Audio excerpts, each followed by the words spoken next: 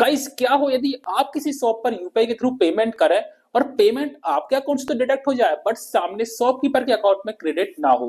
Then guys हम यहाँ पर कितनी भी सावधानी बरतें बट जो स्कैमर्स होते हैं वो नए नए तरीके ढूंढते ही रहते हैं स्कैम करने के। ऐसा ही एक स्कैम सामने निकल के आया है। चलिए गाइस इसके बारे में थोड़ा सा बात कर लेते हैं। ये खबर आई है मध्य प्रदेश के खजुराहो से, जहां पर स्कैमर्स जो होते हैं या फिर जो ठग होते हैं उन्होंने क्या किया कि रातों रात शॉप्स हो गए, पेट्रोल पंप हो गए, वहां पर जाकर जो क्यूआर कोड लगे हुए होते हैं उनको चेंज कर दिया। मतलब कि उन क्यूआर कोड को हटाकर उसकी जगह पर अपना एक दूसरा क्यूआर कोड वहां पर चिपका दिया।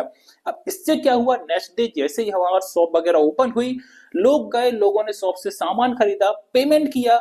लोगों की तरफ से तो पेमेंट हो गई बट वो पेमेंट जो है शॉपकीपर के अकाउंट में क्रेडिट नहीं हुई। देन गाइस क्या हुआ कि एक शॉप पर एक कस्टमर आया, वो यूपीआई के थ्रू पेमेंट कर रहा था, तो उसने देखा जैसे उसने क्यूआर कोड स्कैन किया तो वहां पर जो नीचे नाम लिखा आता है वहां पर किसी और का ही नाम लिखा हुआ आ रहा था। उसने शॉपकीपर से पूछा, देन उसके बाद शॉपकीपर ने चेक किया, उसने अपने सीसीटीवी को चेक किया, फिर पाया कि रात के टाइम पर कुछ स्कैमर्स आए, उन्होंने जो सामने क्यूआर कोड लगा होता है उसको हटाकर एक नया क्यूआर कोड वहां पर पेस्ट कर दिया, जिससे अब जो अमाउंट जा रहा था वो जा रहा था सामने स्कैमर्स के अकाउंट में। फिर गाइस उस क्यूआर कोड को स्कैन करने के बाद वहां पर नाम चेक किया गया तो नाम कुछ और ही मिला। वहां पर नाम लिखा रहा था छोटू तिवारी। मतलब कि डेफिनेटली जो पेमेंट हो रही थी वो उस छोटू तिवारी नाम के अकाउंट में क्रेडिट हो रही थी।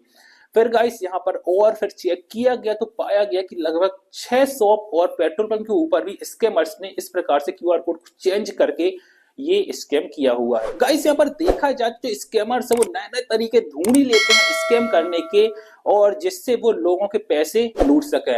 ऐसे में गाइस आपको कुछ सावधानियां जरूर से बरतनी पड़ेगी जब कभी भी आप लोग यूपीआई पेमेंट करते हैं।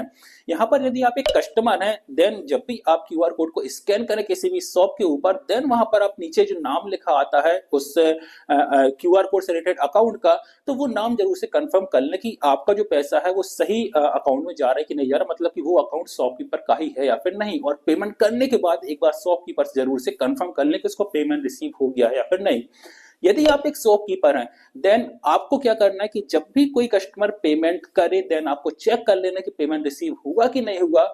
और इस चीज को और ज्यादा कन्वीनियंट बनाने के लिए आप यहाँ पर साउंड बॉक्स आता है उसका भी यूज कर सकते हैं, जिससे आपको बार बार अकाउंट चेक नहीं करना पड़ेगा। So guys that's it for today. यदि आप एक कस्टमर है या फिर आप एक शॉपकीपर हैं, देन आप जरूर से सावधान रहें। और यदि आपके फैमिली फ्रेंड रिलेटिव्स में कोई शॉपकीपर है तो ये वीडियो इसके साथ जरूर से शेयर कीजिए, क्योंकि इस प्रकार का स्कैम उसके साथ ना हो पाए। सो गाइस मिलता हूँ आपसे बहुत जल्द आने वाले नेक्स्ट वीडियो में, तब तक के लिए बाय बाय।